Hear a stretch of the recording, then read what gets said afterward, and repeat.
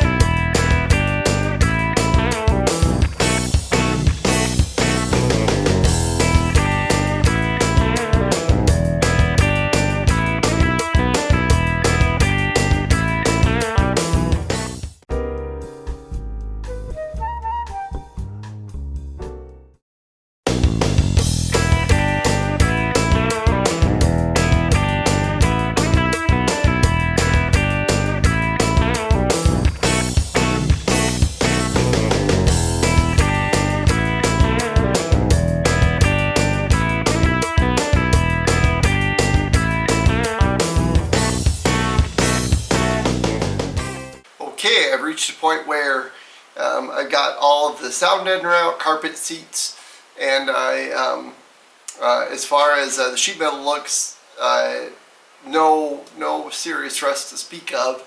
There's a little bit around the drain plug areas, but looks pretty good. Here's some photos that have a little bit better view of what it looks like. It's not too bad. Of course, as a unibody construction, that when something gets hit, that a lot of things besides the frame get bent. And so yeah, there's a fair amount of bent sheet metal that is going to have to get straightened, but it's just a matter of finding the right shop that can do it. So I'm going to go ahead and reposition the camera and take out the interior panels, or rear interior panels. That's pretty exciting stuff. There's some things. I didn't find any surprises under the front, any of the carpet or the sound deadener, and that's okay. It's pretty cool to see. Probably the first time that that's been out of the car for 60 years. So, but there are a couple of neat things on the interior panels, and let me put it on time lapse, and we'll have a look. Let's go.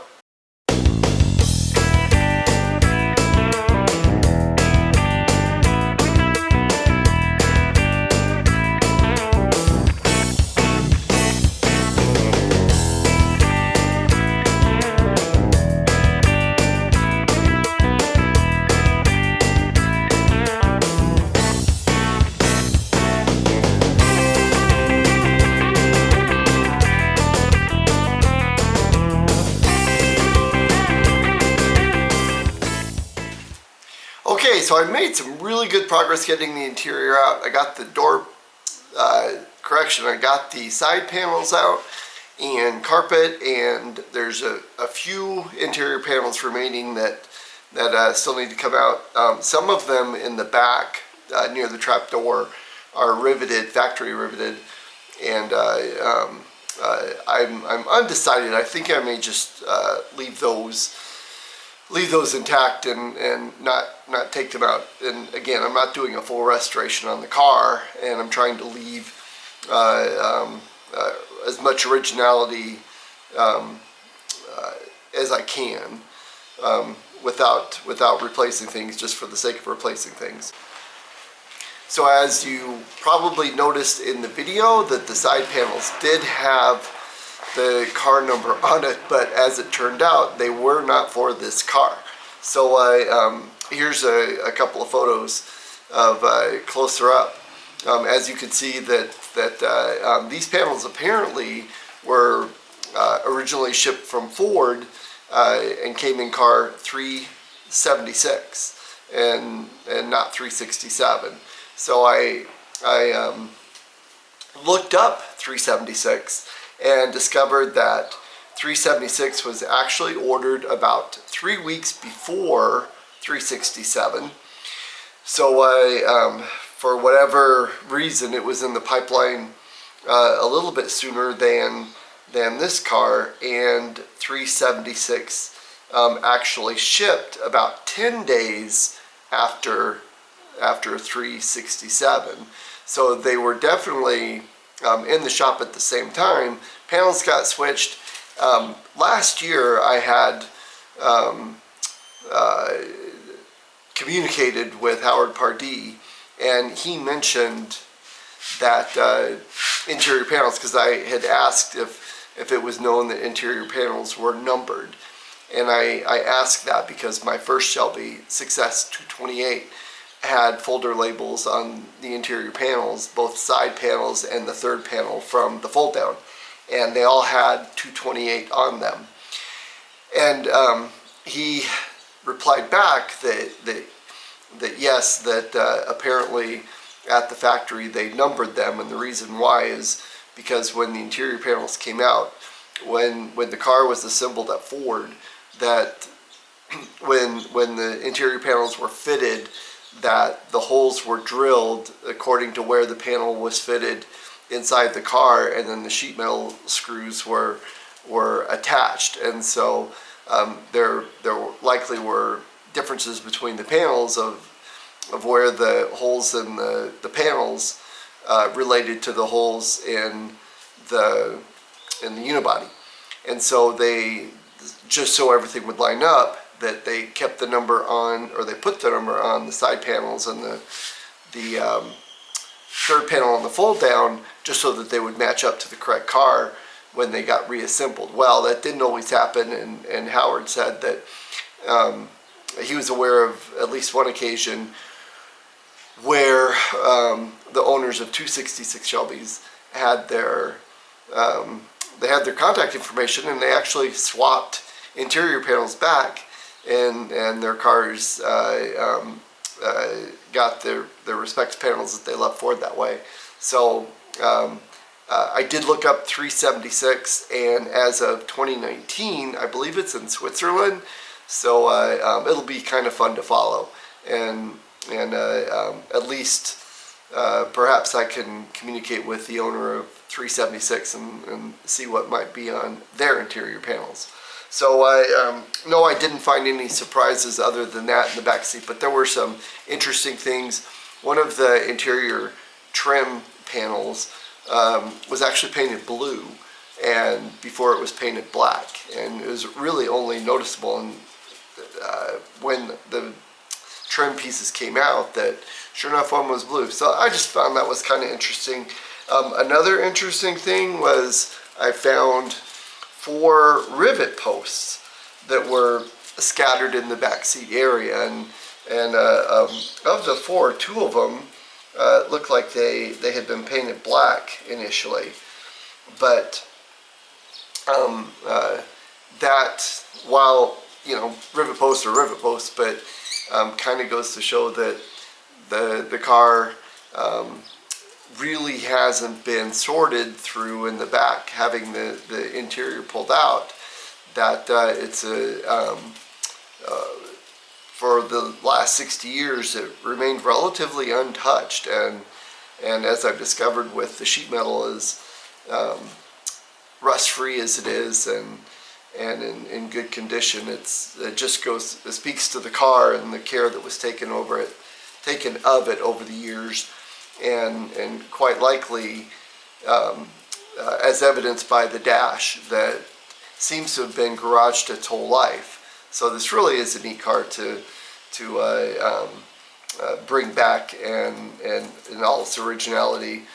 As I just mentioned, that the car is not doing a restoration, but the interior, everything in the interior, floor pans, paint, body sealer, everything I can leave original, I am.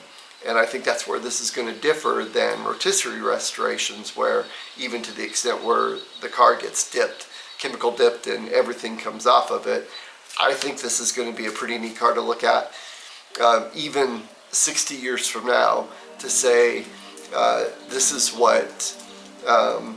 way it came off of the line in San Jose, and this is how it arrived at Shelby American. And those rotisserie cars, they won't be able to say that. So anyway, I've got a few more things to wrap up on the inside, and so I'm going to call this a wrap on episode 7. I'll post photos in the I'll post photos of a closer view of the rivet post. It's kind of neat to look at, and the interior trim, and just some other things, odds and ends that I might find interesting. And as always, that if you enjoy the content, please like and share with your friends, and most of all, if you'd like to subscribe, that would be awesome. Thanks again for stopping by, and we'll see you next time.